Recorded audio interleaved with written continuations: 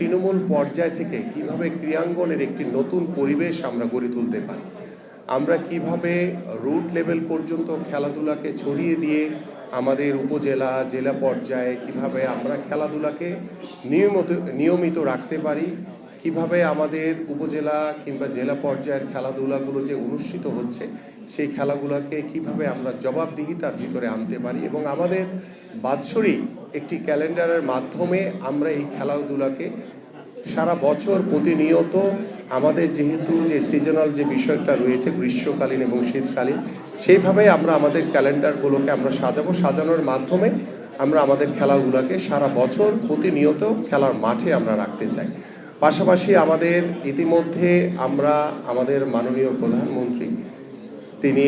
সিদ্ধান্ত নিয়েছেন যে আমাদের খেলাধুলাকে আমরা পেশা হিসেবে প্রতিষ্ঠিত করতে চাই এবং সেটারও বিষয় নিয়ে আমরা বিশদভাবে আলোচনা করছি যে কোন ক্রাইটেরিয়ায় কিভাবে আমরা সেটাকে প্রত্যেকটি খেলোয়াড়দেরকে একটি বেতন কাঠামোর ভিতরে নিয়ে এসে আমরা সেটাকে নিশ্চিত করতে চাই। পাশাপাশি আমাদের আগামীর বাংলাদেশে আমরা জাতীয় যে শিক্ষাক্রম আমাদের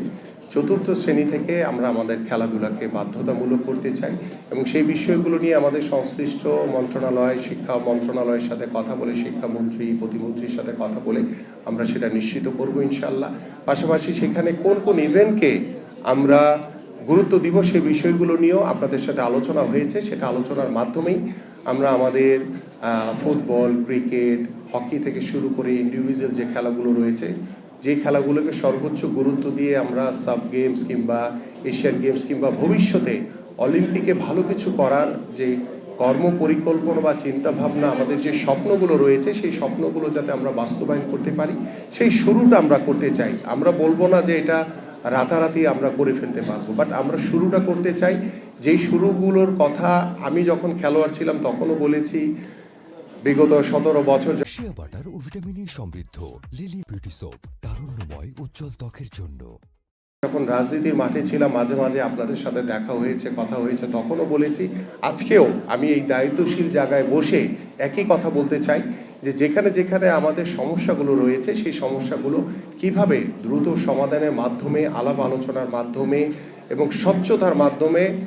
ন্যায় এবং সততার মাধ্যমে যাতে আমরা সেই কাজগুলো প্রতিষ্ঠিত করতে পারি, সেই সমস্যাগুলো যাতে আমরা ধরে একটি একটি করে সমাধান করে যাতে সামনের দিকে এগিয়ে যেতে পারি ইনশাল্লাহ। ঠিক পাশাপাশি আমাদের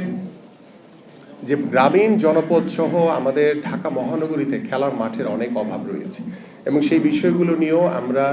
আমাদের সিটি কর্পোরেশন থেকে শুরু করে আমাদের বিভিন্ন জেলা পর্যায়ে যে খেলার মাঠের যে অভাব সেগুলো আমরা সংশ্লিষ্ট প্রত্যেকটি জেলার ডিসিদের সাথে কথা বলে কিভাবে আমরা দ্রুত এই খেলার মাঠ তৈরি করে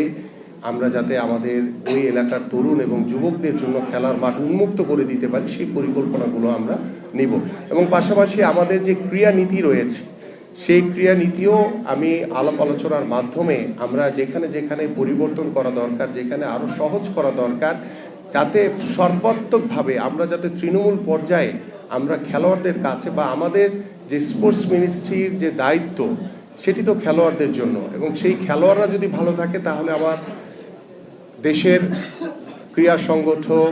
খেলোয়াড়রা সবাই ভালো থাকবে, স্পোর্টস মিনিস্ট্রিও তখন তার যে দায়িত্বশীল জায়গা থাকে সেই কাজগুলো তারা সঠিকভাবে করতে পারবে। তো আমার কাছে মনে হয়েছে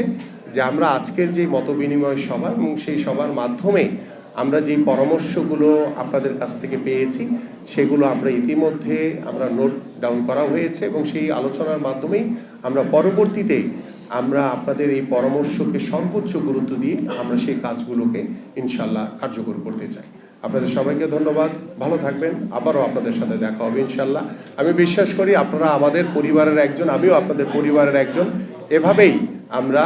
এগিয়ে যেতে চাই আগামীর সত্যিকার অর্থেই আগামীর বাংলাদেশে ক্রীড়াঙ্গনের মাধ্যমে আমরা যাতে আমাদের পারিবারিক সামাজিক যে গুণগত পরিবর্তন আনা দরকার, আমাদের সমাজ ব্যবস্থায় যে গুণগত পরিবর্তন আনা দরকার সেই ব্যবস্থাপনাটুকু যাতে আমরা তৈরি করতে পারি এবং প্রত্যেকটি বাবা মা চায় তার সন্তান লেখাপড়া করে কেউ ডাক্তার হবে, কেউ ইঞ্জিনিয়ার হবে, কেউ ব্যারিস্টার হবে, খেলোয়াড় হবে, এই কথা কিন্তু কেউ বলে না। বাট আমি চাই যে আমরা সেই শুরুটা করতে চাই যে প্রত্যেকটি বাবা মা যাতে তাদের সন্তানকে একজন খেলোয়াড় হিসেবেও যাতে প্রতিষ্ঠিত করতে পারে সেই স্বপ্ন নিয়ে যাতে তারা কাজ করে। আপনাদের সবাইকে ধন্যবাদ। ভালো থাকবেন, সুস্থ থাকবেন আপনারা। আসসালামু আলাইকুম ওয়া রাহমাতুল্লাহি ওয়া বারাকাতুহু।